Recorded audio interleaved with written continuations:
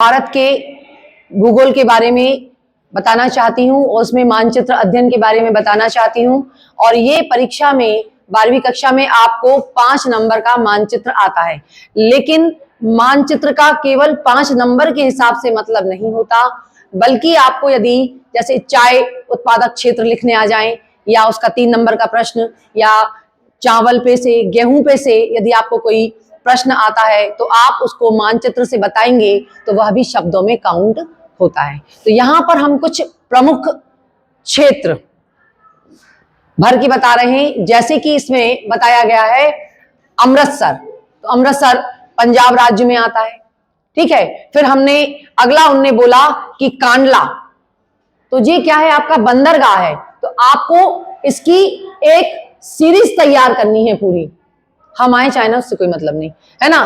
कांडला जैसे है गुजरात में है, तो फिर आपको उससे संबंधित मुंबई बंदरगाह, नवाशेवा, मारवा गोवा, ठीक है ना, और यहां पर विशाखापट्टनम, पारादीप, ये सारे की सारे, चेन्नई, ये सब बंदरगाह भी आपको तैयार करना चाहिए। इससे संबंधित प्रश्न भी आपको इसमें आ सकते हैं। अब जैसे कि मैंने कहा था चावल या गेहूं उत्पादक क्षेत्र, कपास उत्पादक क्षेत्र, तो इसकी भी एक सीरीज है पूरी, एक ग्रुप है इसका। तो जैसे हमने कपास उत्पादक क्षेत्र पूछ लिया, तो आपको पता है कि कपास उत्पादक क्षेत्र गुजरात, महाराष्ट्र और मध्य प्रदेश, तो एक पर्टिकुलर उन्होंने ये स्थान बता दिया जिसको आप ध्यान में रख सकते हैं। अगला उन्होंने बताया है चाय उत्पादक क्षेत्र जो असम राज्य में आता है, जूट उत्पादक क्षेत्र जो पश्चिम बंगाल में आता है। आ गई बात आपको समझ में। तो ये सारी चीजें जो एक ग्रुप हम बताते हैं वो से एक ना एक प्रश्न आपको बनता है। फिर कुछ प्रमुख, जैसे उनने बताया कि जनसंख्या से संबंधित प्रश्न, तो उसमें आपको साक्षरता के संबंध में, जनसंख्या घनत्व के संबंध में, सर्वाधिक जनसंख्या के संबंध में, ये सारी चीजें आपको क्या करनी चाहिए, तैयार। तो यहां पर जैसे मानचित्र में उन्होंने पूछा है सर्वाधिक जनसंख्या घनत्व वाला राज्य, तो ये कौन सा है, पश्चिम बंगाल। और सबसे कम जनसंख्या घनत्व वाला राज्य कौन सा है, अरुणाचल प्रदेश। आ गई बात समझ में। तो ये इस तरीके से फिर नदियों से संबंधित प्रश्न पूछे जा सकते हैं कि नदियां कौन सी हैं, तो आप अगले वाले मानचित्र में वहां देख सकते हैं यहां पर कि ये गंगा नदी आपको बताई गई है। तो पूर्वोत्तर भारत में गिरने वाली नदियां, तो उसमें जैसे गंगा है, यहाँ पर हमने आपको कृष्णा नदी के बारे में बताया, इसके यहाँ पर महानदी है, यहाँ पर गोदावरी है ना, और यहाँ पर कावेरी है। तो ये नदियां भी आपको तैयार, इसकी एक ग्रुप तैयार करना चाहिए जो आपको बनेगा। बार बार मैं आपसे यही बात करना चाह रही हूं। फिर हम कुछ प्रमुख शहरों के बारे में, जैसे दिल्ली है, ये दिख रहा है आपको, इलाहाबाद इसको वर्तमान में प्रयागराज कहते हैं, यहाँ पर कुंभ चल रहा है अभी, तो इसको आप जरूर तैयार कर लें। हो सकता है ये भी आ सकता है आपके लिए।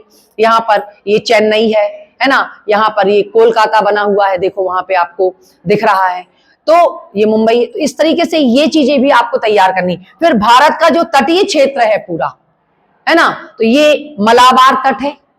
इस पूरे तट को 2 भागों में बांटा गया है, जिसको पश्चिम घाट के नाम से जानते हैं।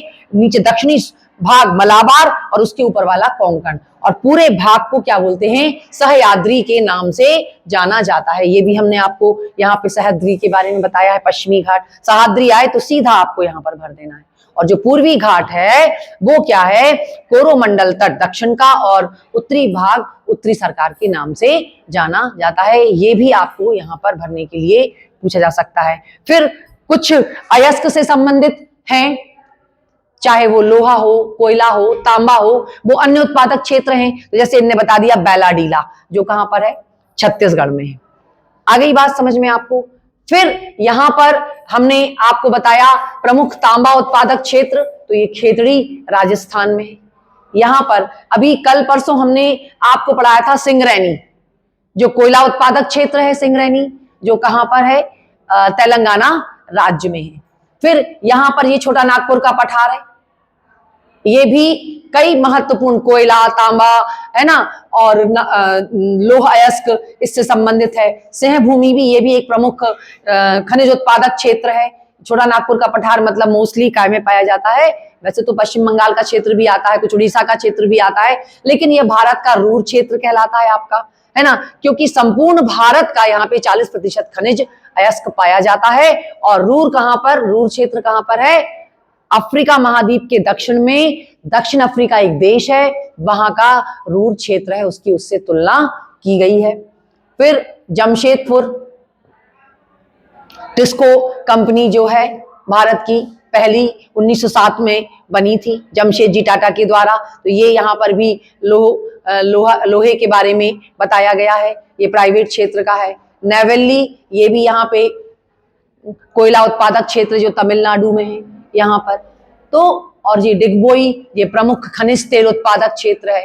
अंकलेश्वर यहाँ है नहीं लेकिन वो गुजरात में है ना। तो ऐसी चीजें आपको परीक्षा में भरने आ सकती हैं। और हजीरा, विजयपुर और जगदीशपुर गैस पाइपलाइन HVJ, ठीक है। ये 1700 किलोमीटर है। हजीरा कहां पर है? गुजरात राज्य में। विजयपुर मध्य प्रदेश में है और जगदीशपुर कहां पर है? उत्तर प्रदेश राज्य में है।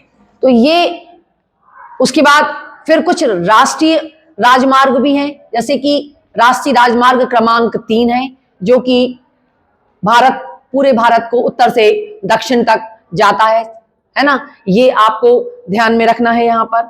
उसके बाद हम आपको कुछ तेल शोधनशालाओं के बारे में, जैसे कि ये हल्दिया है यहाँ पर, ये बना हुआ है ना।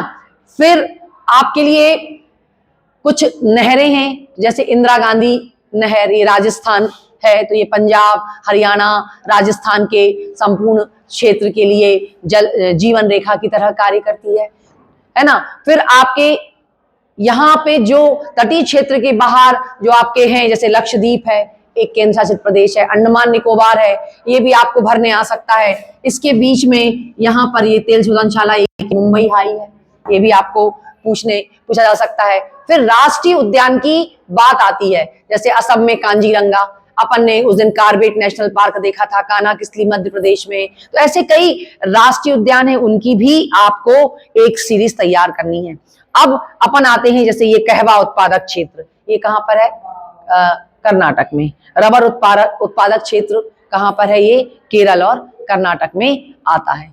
फिर जनसंख्या के बारे में हम बता चुके हैं। कुछ पर्वतमालाएं हैं, जैसे कि काराकोरम, है ना। तो ये भी, और भारत की सबसे ऊंची चोटी हमने बताई थी आपको, कौन सी थी? K2 गार्डविन आस्टिन, जो यहाँ पर है। लेकिन भारत की हिमालय की सबसे ऊंची पर्वतमाला आपको हमने चोटी बताई थी, वो बताई थी कंचनजंगा। तो इसमें जो भी हमने आपको चीजें बताई हैं, है ना। अब पर्वतमालाओं में एक विंध्याचल पर्वतमाला आती है जो मध्य प्रदेश में, उसके नीचे नर्मदा नदी है, फिर उसी के नीचे सतपुड़ा है, सतपुड़ा के नीचे ताप्ती नदी है ना। तो ये चीजें हमने, और भारत की सबसे पुरानी पर्वतमाला कौन सी है? अरावली, जो यहाँ पर है राजस्थान में, और इसी के पीछे एक थार का मरुस्थल है। तो इतनी सारी चीजें हमने आपको ये बताई हैं मानचित्र में, और जितना हमने उस दिन जो वीडियो बनाया था आज बताया, और उसमें से कई चीजें हमने एक्स्ट्रा बताई हैं। कम से कम यदि ये लगभग 80-85 स्थान है दोनों वीडियो में मिला के, आप लोग इनको यदि तैयार कर लेते हैं तो आपको परीक्षा में पूरे प्रश्न मिल जाएंगे। तो मेरी तरफ से आप लोगों के लिए बहुत शुभकामनाएं। धन्यवाद।